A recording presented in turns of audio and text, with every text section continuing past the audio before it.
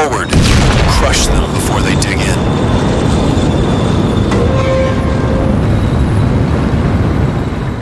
July 4th, 1943. Around Kursk, western Russia, the sun rises over the Russian plains, but beneath the deceptive calm, 6,000 German tanks lay in wait, engines silent, guns primed. Operation Citadel was Hitler's final desperate gamble on the Eastern Front, a colossal strike meant to crush Soviet defenses at Kursk, reclaim lost ground, and reverse a war already slipping from his grasp. His goal? Crush the Kursk salient in one massive pincer move. Soviet spies already know what's coming.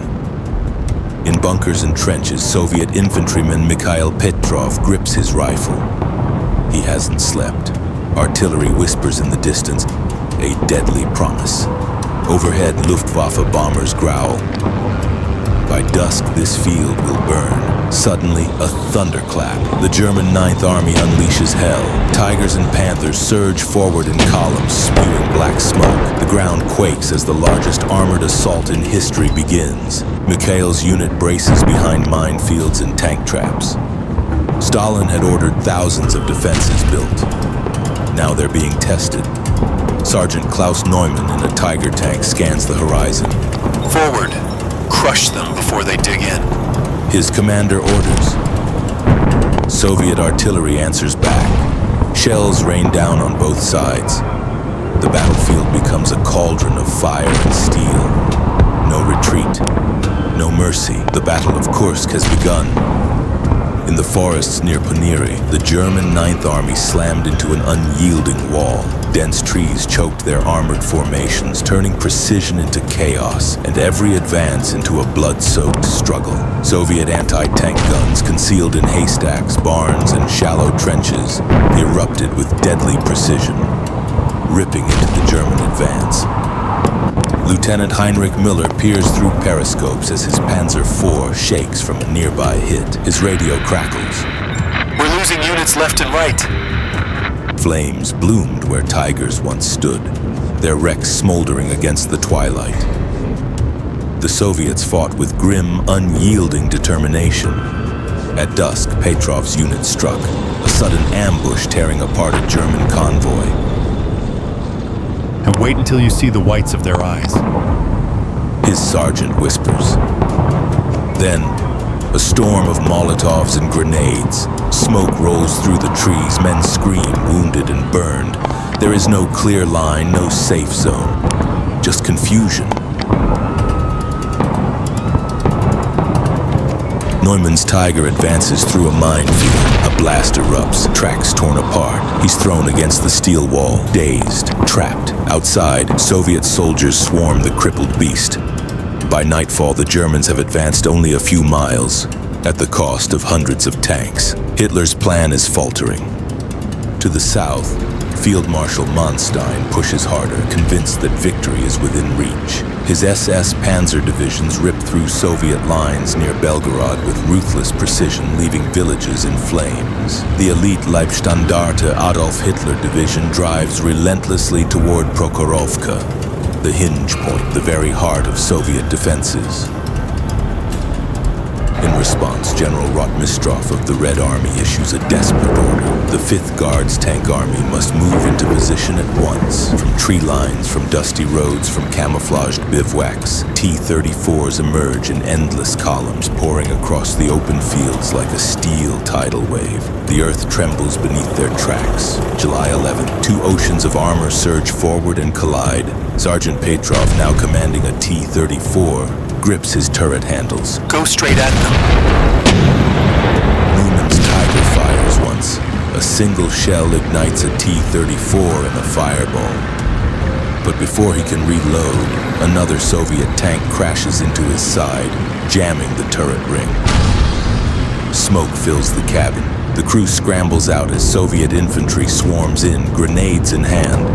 The order is suicidal, but it works. The Soviets close the distance, nullifying the range advantage of German guns. A Across the battlefield, steel monsters ram each other at full speed. Dozens of tanks erupt in flames, their wrecks littering the wheat fields. Black smoke billows skyward, blotting out the rising sun.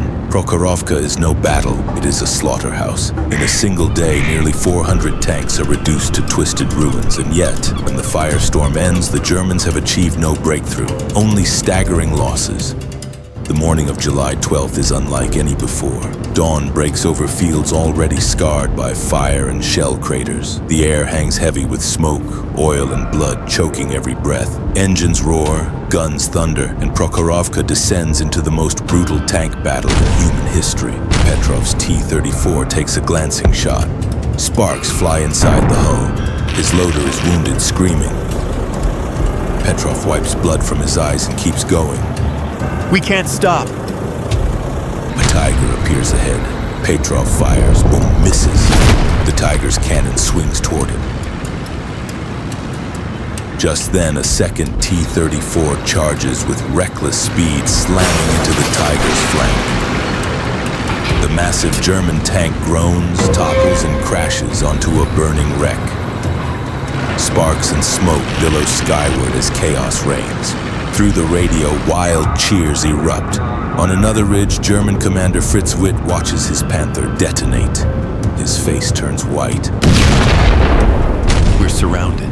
The Soviets rely on speed, sacrifice, and sheer weight of numbers, hurling T-34s into the fray. German tanks, technically superior with thicker armor and longer guns, are gradually smothered, surrounded, and overrun by relentless waves that refuse to yield. By sunset, the battlefield is unrecognizable, blanketed with hundreds of twisted steel hulls and smoldering wrecks. The earth is scorched, the air poisoned. No clear victor emerges, only devastation. By July 15th, Operation Citadel lies in tatters. The once proud German offensive, Hitler's great gamble, is reduced to broken steel and corpses buried in dust. More than 500 tanks lie wrecked across the steppe, and over 50,000 men are gone, swallowed by fire and mud. German morale craters. Neumann, one of the few surviving veterans of his unit, is pulled back from the front. Hollow-eyed, he whispers, We were lions led by ghosts. the words of a man who has seen too much death to believe in cause or command. His once proud unit is reduced to a handful of battered survivors. He kneels, picking up a helmet from a fallen comrade, clutching it to his chest. He said he'd make it home. Petrov mutters, voice breaking.